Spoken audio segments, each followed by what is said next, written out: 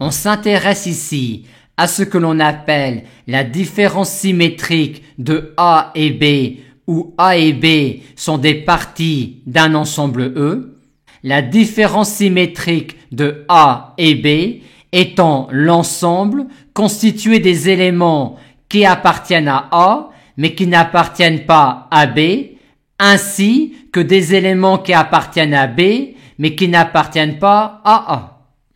Et on voit tout de suite que l'opérateur différence symétrique est un opérateur commutatif. En appliquant la définition, on a tout de suite ces résultats-là pour les différences symétriques de ces ensembles-là.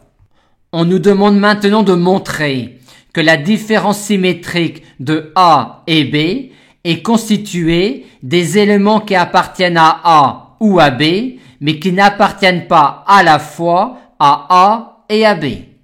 On pourrait raisonner éventuellement par double inclusion, mais le plus simple ici est de partir de la définition de cet ensemble-là qui est celui-là et d'utiliser ensuite les propriétés des opérateurs réunion, intersection et passage au complémentaire. Vu que le complémentaire d'une intersection est la réunion des complémentaires, on a tout de suite cette écriture-là de cet ensemble-là. Ensuite, on va distribuer cette intersection-là par rapport aux réunions. On obtient ainsi A inter A bar, union A inter B bar, union B inter A bar, union B inter B bar, ce qui nous donne bien cet ensemble-là. On nous demande maintenant de montrer ces égalités ensemblistes-là. Notons tout de suite que vu le caractère commutatif de l'opérateur différence symétrique, il suffit uniquement de montrer cette égalité-là. Et comme précédemment, on va utiliser les propriétés des opérateurs passage au complémentaire, réunion et intersection. En prenant le complémentaire de cet ensemble-là, on obtient cela, ce qui nous donne ensuite cela en utilisant la distributivité de l'intersection par rapport à la réunion. Et on retrouve bien ici la différence symétrique du complémentaire de A et de B.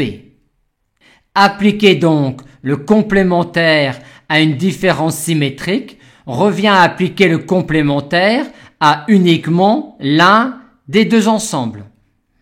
Aussi peut-on écrire cette différence symétrique-là sous cette forme-là, qui est aussi la différence symétrique de A et B, vu qu'appliquer le complémentaire à une différence symétrique revient à appliquer le complémentaire à l'un des deux ensembles.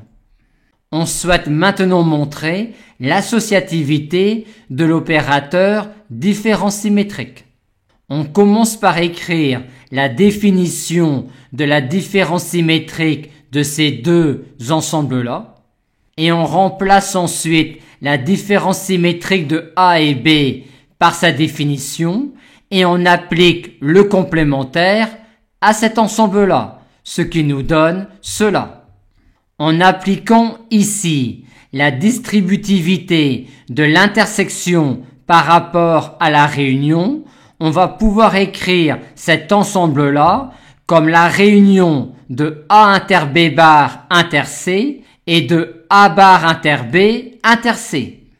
Et faire de même pour cet ensemble-là. On obtient alors que cet ensemble-là est la réunion de 4 intersections. Dans les 3 premières, on retrouve A, B et C. Et il y a à chaque fois un seul ensemble qui n'a pas pris le complémentaire. Et dans la dernière intersection, on fait l'intersection des 3 ensembles.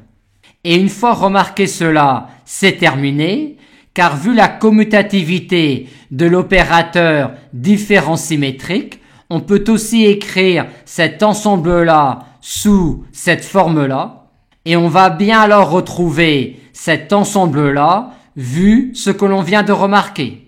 Maintenant que l'on a montré que l'opérateur différence symétrique est à la fois un opérateur commutatif et associatif. On peut calculer cette différence symétrique-là comme on veut et commencer tout d'abord par regrouper cet ensemble-là avec celui-là, ce qui nous donne l'ensemble vide, et on aura donc ensuite la différence symétrique de l'ensemble vide et de B, ce qui nous donne finalement B comme résultat. On nous demande maintenant d'en déduire que quand A est une partie fixée de E, cette application-là réalise une bijection de l'ensemble des parties de E sur l'ensemble des parties de E. Et la réponse est immédiate, vu le résultat de la question 5, où on a montré que cet ensemble-là n'est rien d'autre que B. Ce qui revient à dire que FA composée avec elle-même est l'identité. Ce qui montre bien que FA est bijective et que sa bijection réciproque est elle-même. Pour terminer, on nous demande maintenant de montrer que la différence symétrique de A et B est A inter B si et seulement si A et B sont l'ensemble vide. On a ici l'image de B par l'application FA. Et comme FA est en particulier injective, montrer cette égalité-là entre ces deux parties-là de E revient à montrer que ces deux parties-là de E ont même image par FA. Ce qui donne cela, vu que FA carré est l'identité.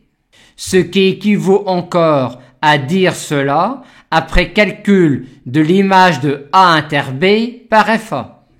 Une fois arrivé là, avec cette information-là, on a en particulier que B est inclus dans B bar, ce qui n'est possible que si B est l'ensemble vide. Et si B est l'ensemble vide, on a alors l'ensemble vide qui est égal à A inter E, c'est-à-dire A qui est l'ensemble vide. Réciproquement, avec ces deux informations-là, on recrée bien cela.